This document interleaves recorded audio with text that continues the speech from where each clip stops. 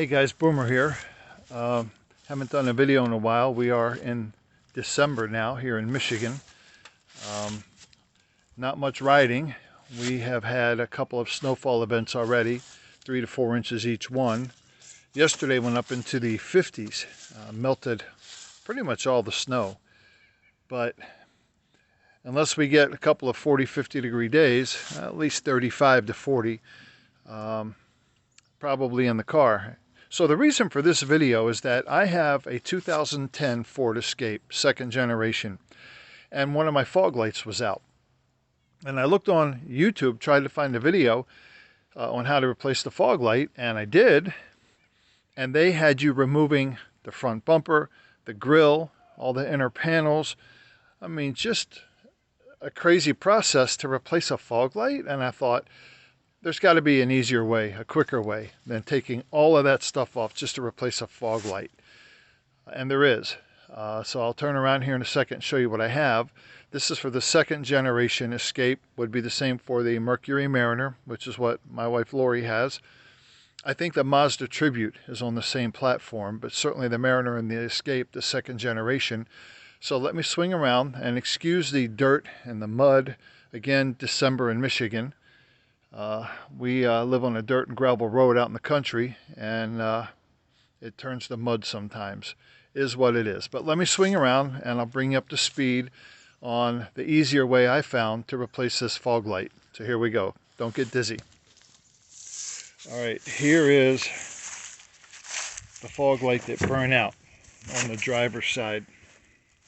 Now, what I did is turn the wheel all the way to the right to give you some room, okay?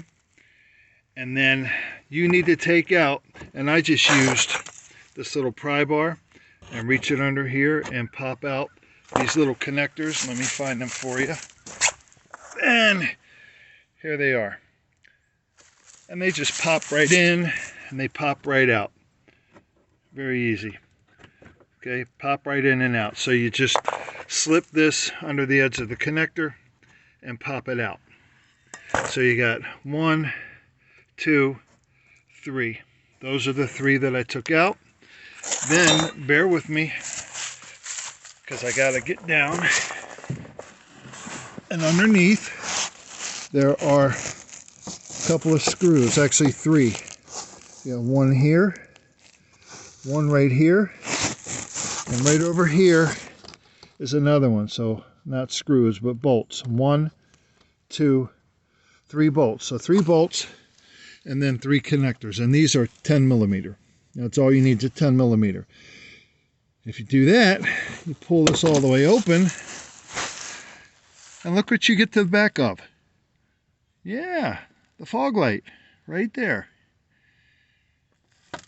So that's all there was to it. And the reason you turn the wheel to the right is to give yourself some room to get your hand in there.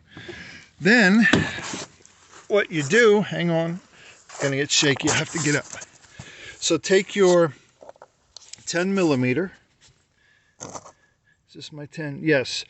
And the 10 millimeter, sorry about that, 10 millimeter fits right over top. Push it in, and what that does is it closes these little ears, which, hope you can see. See the holes in here? I should have a screwdriver, something to point, maybe this light. Nope, not working. Anyway, see the holes right here? Anyway, the holes that these go through. You have 3 holes. 1, 2, 3.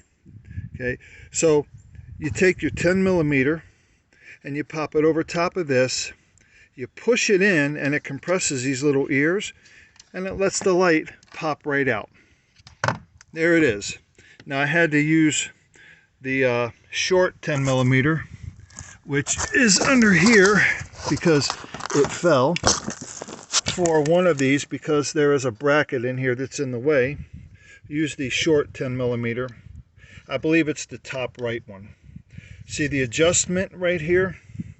Camera work is terrible. See the adjustment right here?